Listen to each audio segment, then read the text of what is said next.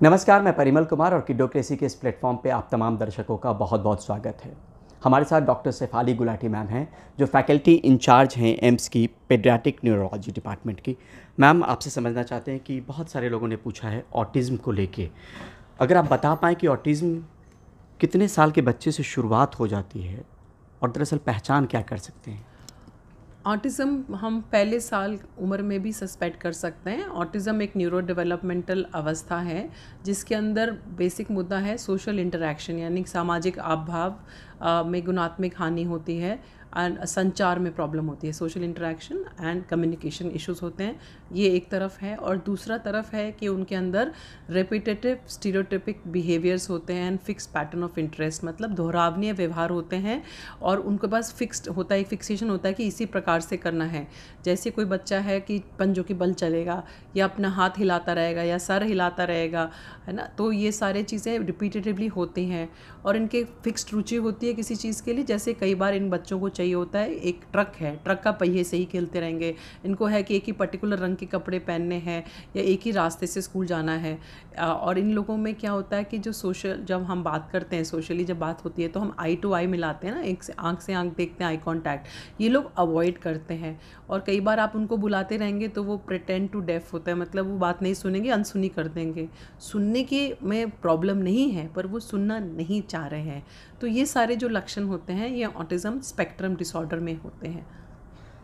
ये शुरुआत 1 साल से ऑब्जर्व किया जा सकता है अगर कोई पेरेंट्स अगर एक्चुअली ये हमने एक और टूल बनाया है पहले कि जो मतलब 1 महीने से 18 महीने की उम्र के अंदर भी हम उसको सस्पेक्ट कर सकते हैं। अगर 1 महीने जो ना 6 महीने पे बच्चा अपने नाम पे नहीं रिस्पॉन्ड कर रहा है और उसको सुनाई सही देता है और दिखाई सही देता है, जो 1 साल पे टाटा बाय बाय नहीं कर रहा है, कुछ बैबलिंग नहीं कर रहा है, बड़बड़ा नहीं रहा है, या उसके बाद 16 महीने पे एक मीनिंगफुल शब्द नहीं बोल रहा है, या 24 महीने पे 2 शब्द नहीं बोल रहा है विद मीनिंग, और क्या कभी भी कोई शब्दावली आई है और चली गई है, तो ये सारे रेड फ्लैग्स हैं कि हमें एक डॉक्टर को संपर्क करना है, बच्चों के डॉक्टर को, कि कोई प्रॉब्लम हो सकती है।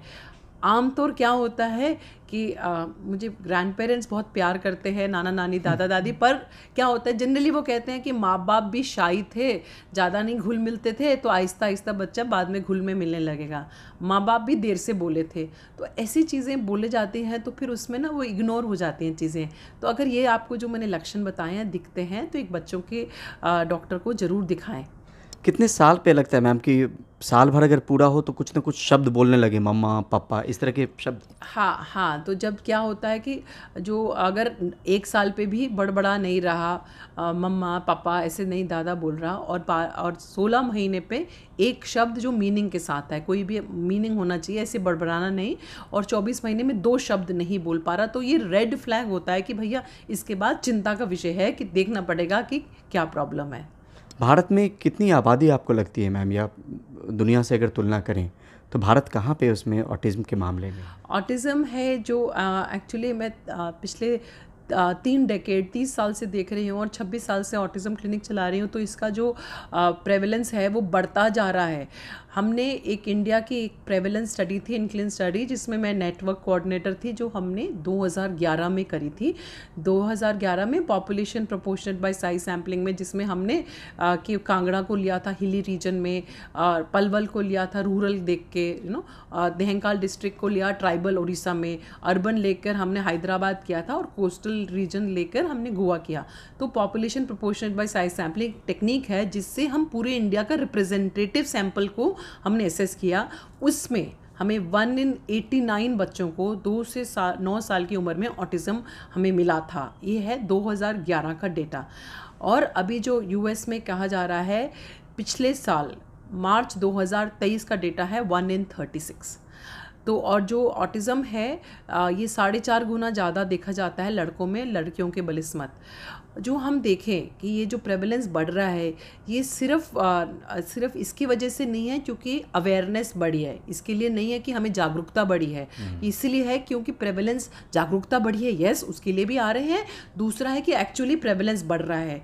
अमेरिका में क्या किया है, 1990s से पहले और 1990s के बाद जो भी बीमारियां हैं जिसको हम ऑटिज़म से कंफ्यूज कर सकते हैं, उन सब का टोटल नंबर हाँ, पहले 1990 से पहले और 1990 के बाद देखा गया है तो वो नंबर बढ़ रहा है। अगर हम सिर्फ उसको अगर जागरूकता की वजह से सही डायग्नोज अब कर रहे हैं और पहले भी थे तो वो नंबर नहीं बढ़ना चाहिए था, पूरा नंबर बढ़ रहा है। तो वो इसीलिए इसलिए एक ये ना एपिडेमिक की तरह आया है। और WHO भी कह रहा है कि पूरे वर्ल्ड में उनका अनुमान है कि 1 in 100 बच्चे में पूरे वर्ल्ड में ऑटिज़म हो सकता है। अब जो रेशो थी पहले 4.5 गुना लड़कों में ज़्यादा थी, अब जो लास्ट ईयर का US का डेटा कह रहा है कि 3.5 गुना ज़्यादा है। तो लड़कियों में भी थोड़ा उसमें बढ़ रहा है।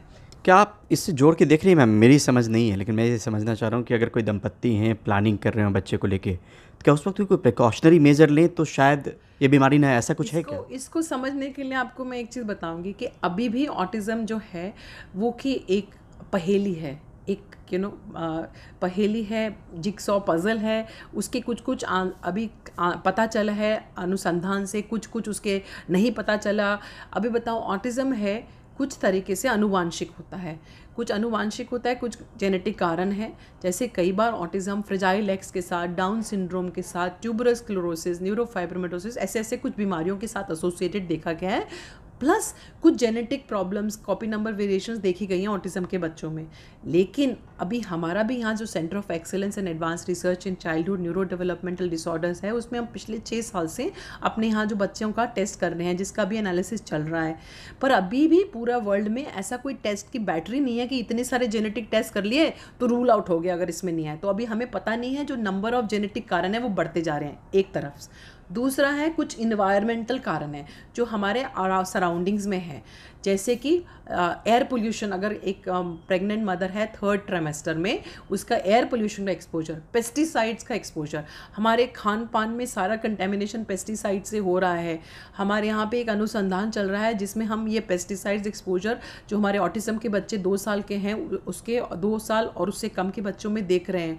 क्योंकि इवन वो एक जो हमारा PhD कर रहे हैं एक स्टूडेंट ऑक्यूलर फार्माकोलॉजी में डॉक्टर बेलपांडियन के साथ हैं, वो जो स्टूडेंट है वो खुद हरियाणा के गांव को बिलोंग करते हैं। तो वहाँ पे जाके उन्होंने अपने गांव में देखा कि जो बैंड पेस्टिसाइड्स हैं वो भी यूज़ हो रहे हैं अभी दिल्ली के पास, और वो है कि घिया में वो अंदर घुसा रहे हैं इंजेक्शन से। तो उसके बाद तो मुझे घिया खाने में भी टेंशन हो रहा है। पर पॉइंट इज़ कि हम सबको एक्सपोजर हर जगह से हो रहा है, साथ में हैवी मेटल्स का भी इतना एक्सपोजर है, और ये पेस्टिसाइड्स वगैरह तो प्रिवेंटेबल है। तो उन सब से क्या हो रहा है, जो इन्वायरमेंटल फैक्टर्स के साथ एसोसिएशन दिखाया गया है ऑटिज़म का।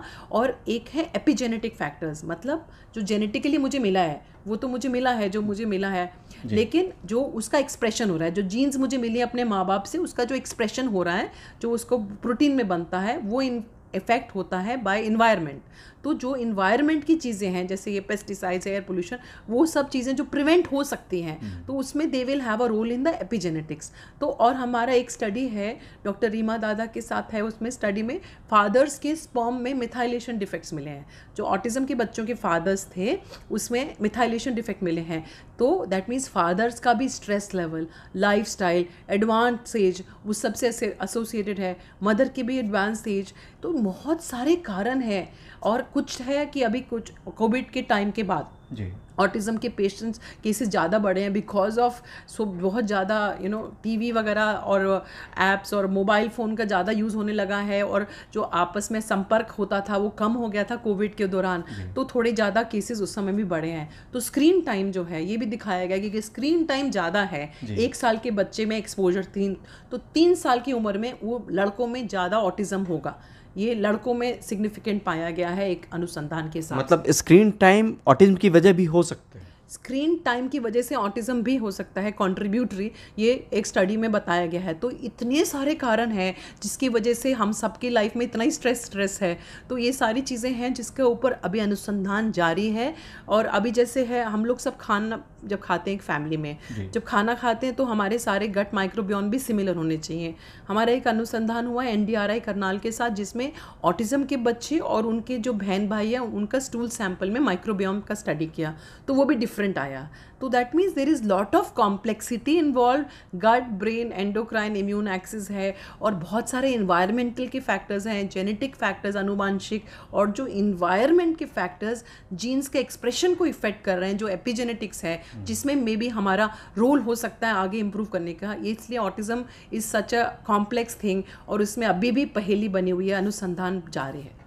मैम ये भी समझना चाह रहे हैं कि ये लॉन्ग टर्म में क्या हो सकता है अगर पेरेंट्स ने ध्यान नहीं दिया कि बच्चा उनका बहुत सोशल बिहेवियर नहीं है, एक पैटर्न है जो आपने बताया, लॉन्ग टर्म में क्या हो सकता है? एक्चुअली ऑटिज़म है, जब भी मैंने आपको रेड फ्लैग्स बताए थे, वो आपको डॉक्टर को संपर्क करना है, और इसका डायग्नोसिस क्लिनिकल है। हमने कुछ टूल्स बनाए हुए हैं जिसमें पेशेंट्स के पेरेंट्स से पूछा जाता है और बच्चे को ऑब्जर्व किया जाता है। वो ऐप्स के फॉर्मेट में भी अवेलेबल है, पर वो डॉक्टर्स के लिए है टू डायग्नोज ऑटिज़म। तो वो क्लिनिकल डायग्नोसिस होता है। कुछ टेस्ट जो हम कराते हैं, कुछ सिचुएशन में EEG, कुछ में MRI, और कुछ और टेस्ट डिपेंडिंग टू अंडरस्टैंड किस कारण से है। और जो इसका मेन स्टे है, बिहेवियर इंटरवेंशन होता है, जो अप्लाइड बिहेवियर एनालिसिस और स्ट्रक्चर टीचिंग, सेंसरी इंटीग्रेशन, और उसमें OT, PT, ये सारा चीज़ों को मिला के। लेकिन हमने अपने एक अनुसंधान में देखा है, हमारे 1874 बच्चों को हमने जब देखा तो 80% में और कोमॉर्बिडिटीज़ थी।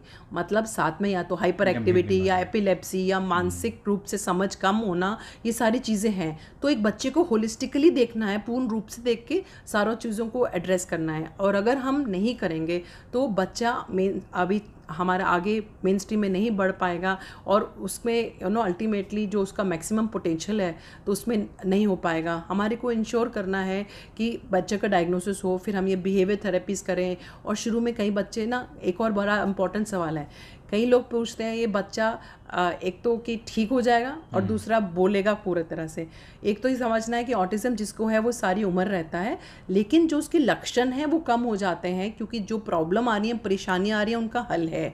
लेकिन बाद में जाके भी उसको कहते हैं ऑटिज़म इन स्पेक्ट्रम डिसऑर्डर रिमिशन, लेकिन बाद में भी उसको उभर के आ सकता है। और दूसरा, कई बच्चे ऑटिज़म के अच्छी तरह बोलते हैं, कई बच्चे कम बोलते हैं, लेकिन वो इनिशिएट नहीं करेंगे अपना कॉन्वर्सेशन। और कुछ बच्चे हैं जो बोलते बहुत ही कम है, लेकिन नर्सरी राइम्स और पोएम्स और गाने बहुत अच्छा गाते हैं। तो इसलिए हमारे को क्या करना है, हमें फोकस करना है कि कम्युनिकेशन हो, चाहे वो वर्बल बोलने से हो या नॉन वर्बल हो। क्योंकि अगर जब तक उसको कम्युनिकेट नहीं करेंगे, उसकी हम बात समझेंगे नहीं, तो बच्चा परेशानी होगा, हम गैसी करते रह जाएंगे। तो इसलिए टू वे कम्युनिकेशन इस्टेब्लिश करना इंपॉर्टेंट है। और बोली जैसे आए, लेकिन कम्युनिकेशन वर्बल या नॉन वर्बल सब कुछ होना चाहिए, ताकि बच्चे को हम कोशिश करके पहले मेन स्ट्रीम में डालें। मेन स्ट्रीम में लग गया तो ठीक है, नहीं तो ओपन स्कूल। अगर फिर भी नहीं हुआ तो फिर उसको वोकेशनल ट्रेनिंग। और जो मैंने इतने 30 साल में देखा है कि जितने इन बच्चों में बाकी कोमॉर्बिडिटीज़ होती हैं, मानसिक रूप से समझ अगर कम होती है, उसी हिसाब से इनका पोटेंशियल होता है। तो जितना उनका पोटेंशियल है उसको असेस करके उसका मैक्सिमम तक ले जाके हमें करना है। पर एक और बहुत इंपॉर्टेंट चीज़ है कि हमारी सोसाइटी में स्टिग्मा बहुत है, जिसकी वजह से पेरेंट्स आगे नहीं आते। तो एक स्टिग्मा नहीं होना चाहिए, ना वो बच्चे की गलती है, ना माँ बाप की गलती है कि उसको ऑटिज़म है। हम में से किसी के बच्चे को ऑटिज़म हो सकता है। तो इस इम्पॉर्टेंट कि हम समझें, और उसके साथ हमें किसी को उनको सहानुभूति नहीं करनी, पर अंडरस्टैंडिंग है, समझना है कि परेशानी है और उनको साथ लेके चलना है। तो इसलिए हर बच्चे का, हर इंसान का इक्वल राइट है for life, education and quality life, fundamental right है। तो इसलिए हमारे को जिसको को थोड़ा ज़्यादा सपोर्ट चाहिए उसको ज़्यादा सपोर्ट देना है। आजकल इक्वालिटी का नहीं है, इक्विटी का है, कि जिसको थोड़ा सा ज़्यादा सपोर्ट देना है ताकि वो आगे पोटेंशियल तक आए। तो उसकी हम ये समझिए कि कई लोग जैसे आइंस्टाइन है, मोज़ार्ट है, न्यूटन है, मैरी क्वेरी है, इन सबको ऑटिज़म था। हम ये नहीं कह रहे कि हम सबके बच्चों को इतने बड़े बनेंगे, पर ये है कि जो उनका पोटेंशियल है वहाँ तक ले जाएं और हमारी सोसाइटी में फ्रूटफुल सिटीज़न बने, अपना रिस्पेक्टेबल बने। That is what we want, कि हम बच्चों को आइडेंटिफाई करके आगे ले जाएं। बहुत बहुत शुक्रिया मैम किडोक्रेसी से बात करने की। तो इस तरह के वीडियोस हम और भी इस प्लेटफॉर्म पे लेके आते रहेंगे, तो देखते रहिए, दिखाते रहिए किडोक्रेसी। आज के लिए बहुत बहुत शुक्रिया, धन्यवाद, नमस्ते।